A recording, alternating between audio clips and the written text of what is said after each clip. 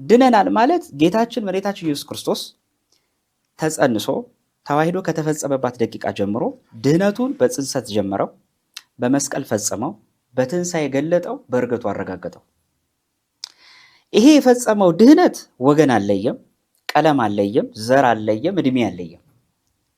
ቤዛ ኩሉ ዓለም ተብሎ የተሰበከለት ኢየሱስ ክርስቶስ የዓለምን ኃጢአት የሚያስወግድ የእግዚአብሔር በግ ነው የተባለው። ስለዚህ የዓለምን ሁሉ ኃጢአት ሊዋጅና ከመርገሙ ሊያድነን ሲመጣ ድነቱ ለሁሉም ነው።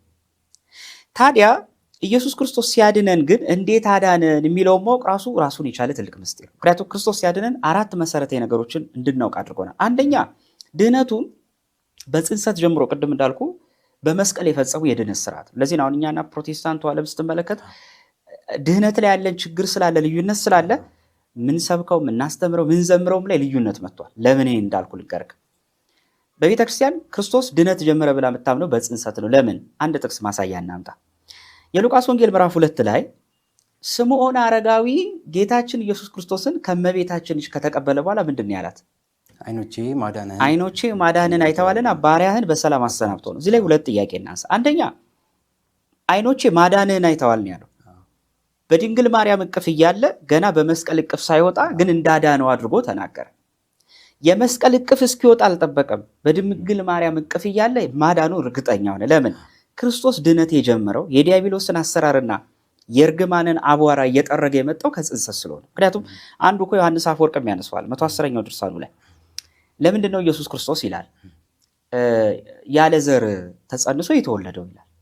ምክንያቱም በዘር ቢወለድ ቢጸነስ እንደው ኃጢአት ወይ እንትን ሆኖ አይደለም። እውነት ለመናገር ብዙ ተባዙ ብሎ የሰጠ አምላክ ነው። ግን ለሱ አምላካዊ ስራ ስላልፈለገውና መሆን ስለሌለበትም ለምንድን ነው ሲል የዲያብሎስን አሰራር ሊቀይርበት ወይ መንገዱን ሊቀይርበት ነው ይላል። ምክንያቱም በዘር የሚጸነሱን እየፈለገ አይደል ሊቆራኝ ነበር። ክርስቶስ ምን አደረገ? የሱን የማዳን ስራው ሊሰውርበት ፈልጎ ያለ ዘር ተጸንሶ ታየ። ለዚህ ጽንሰት ከኔ መዳን ውስጥ ትልቅ ቫልዩ አላት ማለት ነው። ዛሬ እኔ የምጸነሰው ጽንሰት ከቁራኝነት የራቀ እንዲሆን ያደረገው ክርስቶስ አንዱ በጽንሰት የፈጸመው የማዳን ስራ ነው።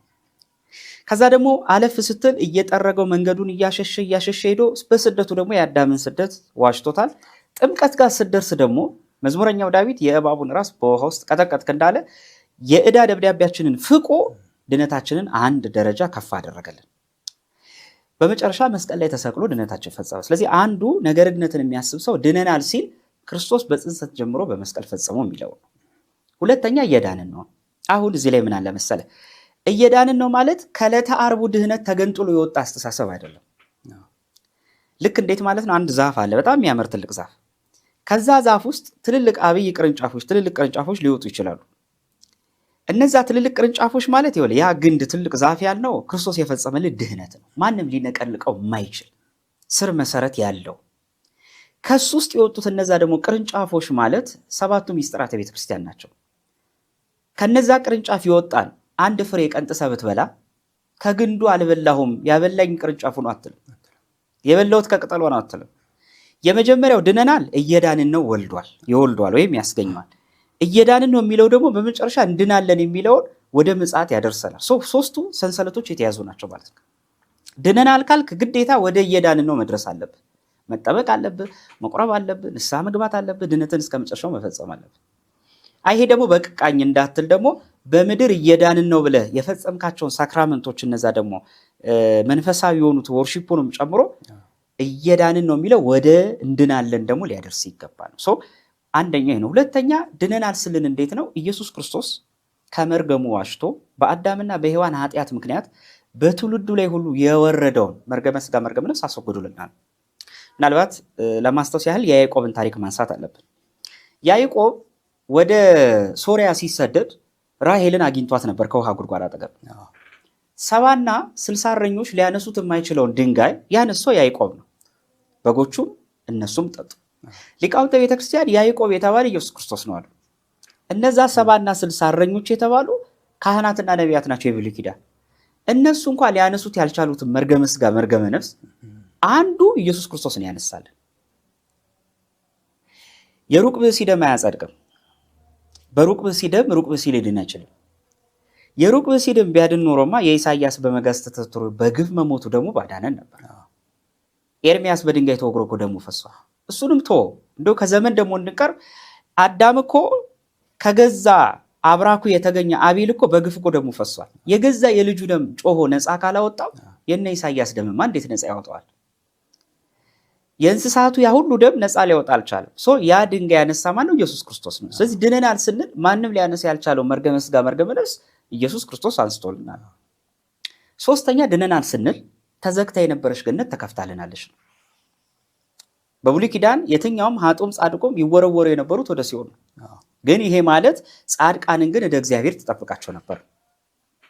በገሃነም ውስጥ ሆነው በሲኦል ሆነ ይጠብቃቸው ነበር። እንደውም ለዚህ አባ ጊዮርጊስ ዘጋስጫ የሚያስቀምጡት የሉቃስ ወንጌል ምዕራፍ 16 ላይ ያለውን ታሪክ ነው። የሀብታምና የድሃውን ስትመለከት አባቴ አብርሃም ሆይ አልዓዛርን ላክልኝና ለምላሴ ጠብታውን ያድርግልኝ ሲለው በእኛና በእናንተ መካከል ሰፊ ገደል አለ። አባ ጊዮርጊስ ይህ ሲኦል ውስጥ እንደሆነ አወቀን ይላሉ። ለምን ሲል ምክንያቱም በገነትና በሲኦል ያሉ ሰዎች ሊሆኑ አይችሉም። ምክንያቱም ገነት ገና አልተከፈተችም። አብርሃም ገና ክርስቶስ ሳይሰቀል ገነትን ሊያየት አይችልም። ስለዚህ በእኛና በእናንተ መካከል ገደል አለ ማለት በማይቀፈ እደ እግዚአብሔር ውስጥ ስለነበሩ ነው። እንደውም አባ ጊዮርጊስ በሲኦል ያለ 3 ጉዳት አላገኛቸውም ይላሉ ጻድቃኑ። አንደኛ በሲኦል ያሉ በእሳት ይለበለባሉ ኃጥአኑ፣ ጻድቃኑ ግን እሳት አላገኛቸውም። ለዚህ ምስክርና አምጣሉና 3 ደቂቅ በእቶን እሳት ውስጥ ተጣሉ።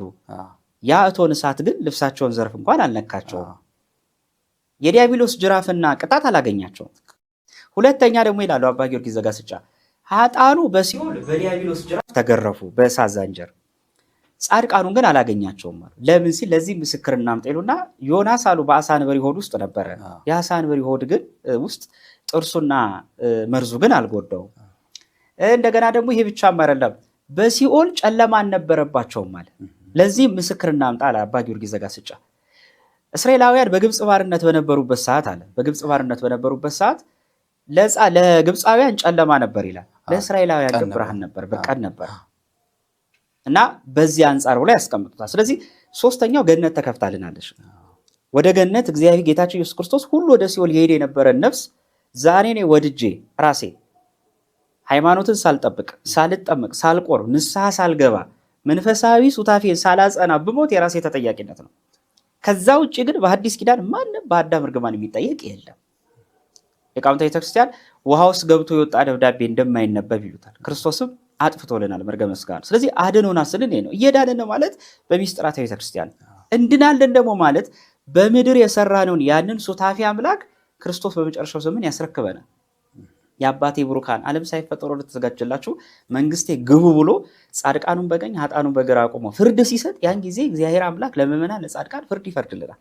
ቅዱስ ጳውሎስ እንዳለው የክብርን አክሊል ያን ጊዜ ያስረክበኛል ያለው ያ የክብር አክሊል የምናገኘው ያን ሰዓት ነው። ስለዚህ በአጠቃላይ ኦርቶዶክሳዊ ነገርነት በ3 ፍሬም የሚቀመጥ